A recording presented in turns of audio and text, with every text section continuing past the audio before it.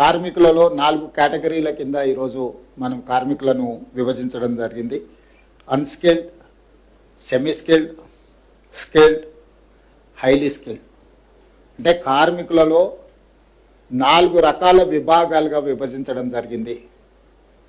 ఆ 4 రకాల విభాగాలలో కనీస వేతనాలు ఏ విధంగా అమలు చేయాలి, కనీస వేతనాలను అమలు చేయడం ద్వారా ఈ కార్మికులకు ఏ రకంగా ప్రయోజనం చేకూరుతుందో చాలా వివరంగా మేము విశ్లేషించి వాటి మీద నిర్ణయం తీసుకోవడం జరిగింది.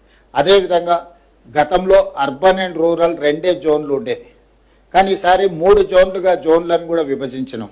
ఆ జోన్లు కూడా జోన్ 1 అంటే మున్సిపల్ కార్పొరేషన్స్, ఏ ఏరియాల కార్పొరేషన్స్ మున్సిపాలిటీస్ ఉన్నాయో అవి జోన్ 1 కింద తీసుకున్నాం.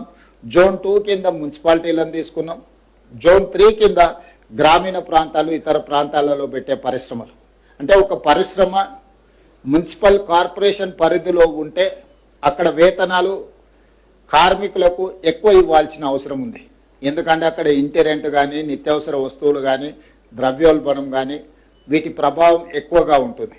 అదేవిధంగా మున్సిపాలిటీలో ఉన్నప్పుడు వాటికంటే కొంచెం తక్కువగా, గ్రామీణ ప్రాంతాల్లో ఉన్నప్పుడు ఇంకొంచెం తక్కువగా 3 రకాల జోన్లలో 4 రకాల కేటగిరీ కార్మికులను విభజించి స్పష్టంగా ఈరోజు ప్రభుత్వం నిర్ణయం తీసుకోవడం జరిగింది.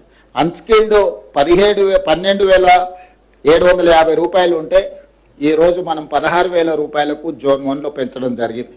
అదేవిధంగా సెమీ స్కిల్డ్లో 13,592 రూపాయలు ఉంటే దాన్ని ఇప్పుడు 17,000 రూపాయలకు పెంచడం జరిగింది.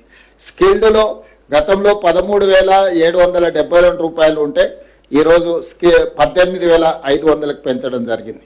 హై స్కిల్డ్లో 14,607 రూపాయలు ఉంటే 20,000 రూపాయలకు పెంచడం జరిగింది. అంటే ఈ వేతనాలన్నిటిని కూడా అన్ని రకాల అంచనాలను వేసుకొని, ద్రవ్యోల్బణాన్ని దృష్టి పెట్టుకొని, నిత్యావసర వస్తువుల పెరుగుదల, ఇంటి రెంట్లతో సహా అన్ని రకాల సమస్యల్ని కార్మికుల యొక్క శ్రేయస్సు కోరి రాష్ట్ర ప్రభుత్వము ఈరోజు ఈ నిర్ణయం తీసుకున్నది.